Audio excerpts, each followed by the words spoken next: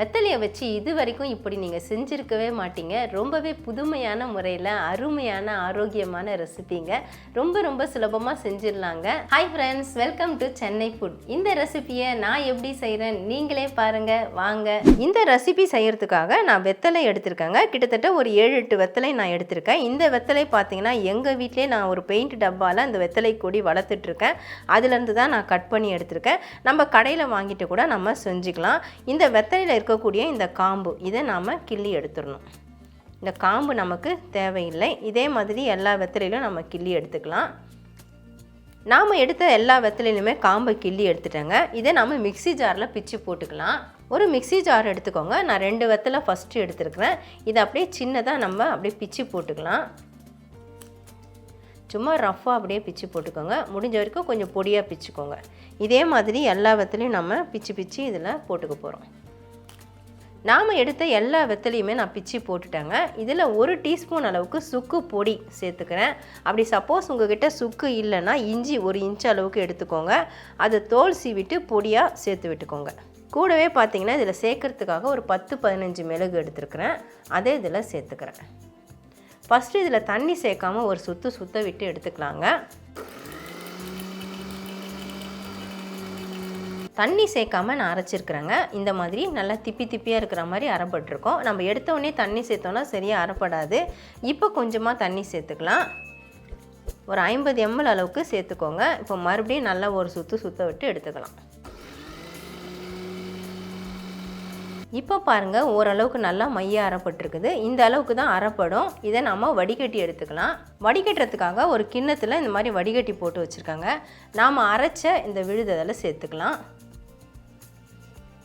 வடிகட்டியில் மாற்றிட்டு இந்த மாதிரி ஸ்பூன் வச்சுட்டு நல்லா அப்படியே அழுத்தி விடுங்க. அதில் இருக்கக்கூடிய சாறு எல்லாமே இதில் இறங்குது பாருங்கள். இந்த திப்பி நமக்கு தேவையில்லைங்க. இந்த சாறு மட்டும்தான் நமக்கு தேவை. அதில் இருக்கக்கூடிய சாறு எல்லாத்தையுமே நம்ம எடுத்துட்டோங்க. பாருங்கள் எந்த அளவுக்கு நல்லா சாஃப்டான ஒரு லிக்விட் நமக்கு ஜூஸ் கிடச்சிருக்குது. இது அப்படியே இருக்கட்டும். இதோட அளவு பார்த்திங்கன்னா கிட்டத்தட்ட 100 ml அளவுக்கு இருக்குது.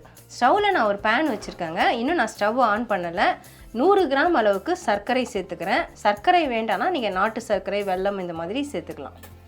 நாம் எடுத்த சாறு பார்த்திங்கன்னா 100 ml அளவுக்கு இருக்குது. அதனால் 100 கிராம் சேர்க்குறோம். அதே கப்பில் 1/2 கப் அளவுக்கு தண்ணி சேர்த்துக்கலாம். அதாவது 50 ml அளவுக்கு சேர்த்துக்கோங்க. இப்போ நாம் ஸ்டவ் ஆன் பண்ணிக்கலாம். சர்க்கரை நல்லா கரைஞ்சி கொதிக்கணுங்க.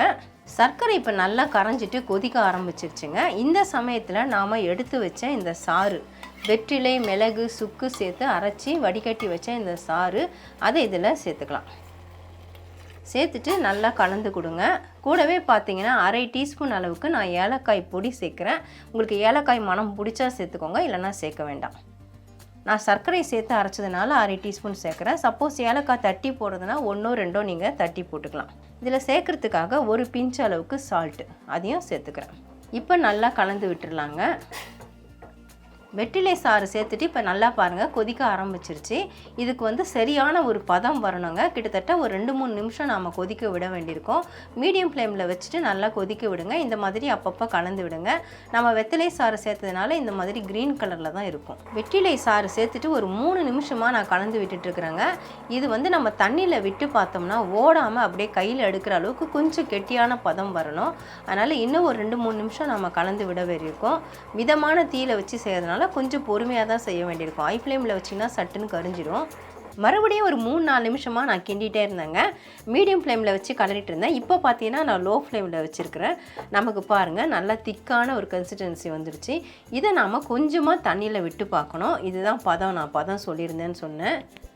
இந்த மாதிரி கொஞ்சமாக கிண்ணத்தில் தண்ணி எடுத்துக்கோங்க.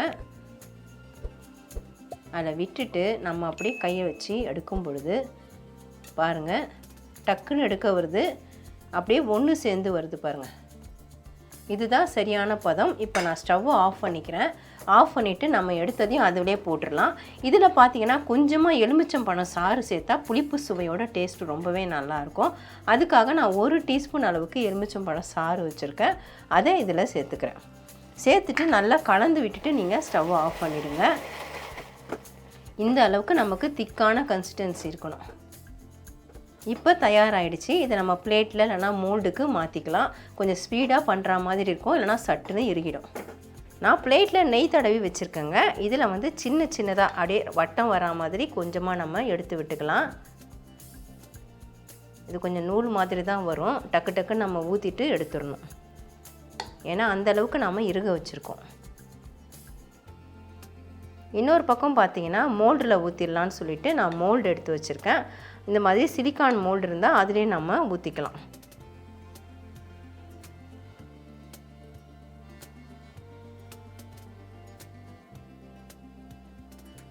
நாம் ரெடி பண்ண மிக்ஸு பாருங்கள். நான் சிலிக்கான் மோல்டில் ஊற்றிட்டேன். அதில் பார்த்தீங்கன்னா மொத்தம் ஒரு 9 குழிக்கு தான் என்னால் ஊற்ற முடிஞ்சுது. கூட வந்து பிளேட்டில் ஊற்றிட்டு குச்சி வச்சுருக்கிறேன். இது எதுக்காக பண்ணுறேன்னா எல்லாருக்கிட்டையுமே சிலிக்கான் மோல்டு இருக்காது. அது மாதிரி சமயத்தில் இந்த மாதிரி நம்ம பிளேட்டில் ஊற்றிட்டு குச்சி வச்சுட்டு கொடுத்தா குழந்தைங்க சாப்பிட்ருவாங்க. அதுக்காக நான் குச்சி சொருவிருக்கேன்.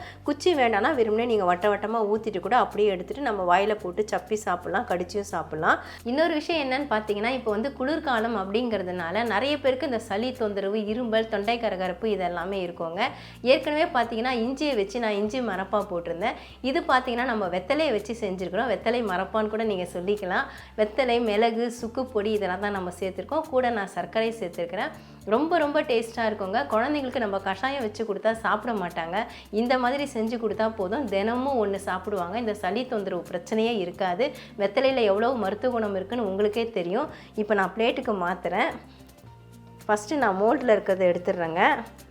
இது பார்த்திங்கன்னா நம்ம ஊற்றின உடனே செட் ஆகிடுங்க. சட்டுன்னு நம்மளால் எடுக்க முடியும். மோல்டுங்கிறதுனால ஈஸியாக எடுக்கலாம். இதில் எண்ணெய், நெய் எதுவுமே தடவ வேண்டாம். என்ன டிசைன் இருக்கிறோ அந்த டிசைனில் நமக்கு கிடைக்கும். இதை நான் நெய் தடவின பிளேட்டில் மாற்றிக்கிறேன். சிலிக்கான் மோல்டுலேருந்து இது எல்லாத்தையுமே மாற்றிட்டேங்க. ஒவ்வொரு பீஸுமே நல்லா சூப்பராக வந்திருக்கு பாருங்கள். உடனே செட் ஆகிடுச்சுங்க. ஊற்றி ஒரு 5 நிமிஷம் தான் இருக்கும், உடனே செட் ஆகிடுச்சு. பிளேட்டில் இருக்கிறதும் நீங்கள் அப்படியே கை வச்சு இப்படி நகத்தினாலே வந்துடும். பாருங்கள், வந்துடுச்சு. இதுவும் சூப்பராக இருக்குது. குழந்தைங்களுக்கு கொடுக்கறதுக்கு இந்த மாதிரி நம்ம குச்சி சொருவிட்டு கொடுத்தா அழகாக விரும்பி சாப்பிடுவாங்க. நல்லா குச்சி மிட்டாய் மாதிரி. இதுவும் பாருங்கள், அப்படியே லைட்டாக அழுத்தினாலே போகிறோம். நமக்கு வந்து இதில் நெய் தடவி இருக்கிறதுனால ரொம்பவே சுலபமாக வருது. எல்லா பீஸுமே நல்லா எடுக்க வருதுங்க. இதே மாதிரி நீங்களும் ட்ரை பண்ணி பார்க்கலாங்க. நம்ம வெத்தலையை வச்சு தாங்க செஞ்சுருக்கோம். வெத்தலை குறைவாக இருந்ததுனால நமக்கு குறைவாக தான் கிடச்சிருக்குது. ஆனால் பார்த்தீங்கன்னா மொத்தம் 12 மிட்டாய் நமக்கு கிடச்சிருக்குதுங்க. இதில் மிளகு, சுக்கு எல்லாமே சேர்த்துருக்கோம். கூட கொஞ்சமாக எலுமிச்சம்பழ சாறு புளிப்பு சுவைக்காக சேர்த்துருக்கோம். மற்றபடி எல்லாமே டேஸ்ட்டு பார்த்தீங்கன்னா ஓவராலாக நல்லா இருக்குது. நான் ஏற்கனவே டேஸ்ட்டு பார்த்துட்டேன். உங்களுக்காக நான் இப்போ சாப்பிட்டு காட்டுறேன். இதுலேருந்து நான் ஒரு மிட்டாய் எடுத்துக்கிறேன். இந்த குச்சி சொருகுனது தான் எடுக்க போகிறேன். எனக்கு இது ரொம்பவே பிடிச்சிருக்குது. பாருங்கள், கடிக்கும் பொழுது அப்படியே உடஞ்சி விடுது. அதுலேருந்து ஒரு துண்டு நான் வாயில் எடுத்துக்கிட்டேன். ஆனால் இதை கடித்து சாப்பிட வேண்டிய மிட்டாய் கிடையாதுங்க. நம்ம சப்பி தான் சாப்பிட்ணும். அப்போ தான் அதில் இருக்கக்கூடிய அந்த சுக்கோட ஃப்ளேவர், மிளகோட ஃப்ளேவர், இனிப்பு, காரம் எல்லாமே சேர்ந்து நம்மளுடைய தொண்டைக்கு நல்ல இதமாக இருக்கும். தொண்டை கரகரப்பு, சளி, இருமல், தும்பல் இந்த மாதிரி பிரச்சனைகள் எல்லாத்தையுமே சரி செய்யுங்க. கண்டிப்பாக நீங்களும் ட்ரை பண்ணி பாருங்கள் ஃப்ரெண்ட்ஸ். ட்ரை பண்ணி பார்த்துட்டு எப்படின்னு எனக்கு கமெண்ட் பண்ணுங்கள். மறக்காமல் நம்ம சேனலை சப்ஸ்கிரைப் பண்ணிக்கோங்க, லைக் அண்ட் ஷேர் பண்ணுங்கள். இதோட இந்த வீடியோவை நான் முடிச்சுக்கிறேன். மறுபடியும் இன்னொரு வீடியோவில் உங்களை சந்திக்கிறேன். By guys. Bye bye.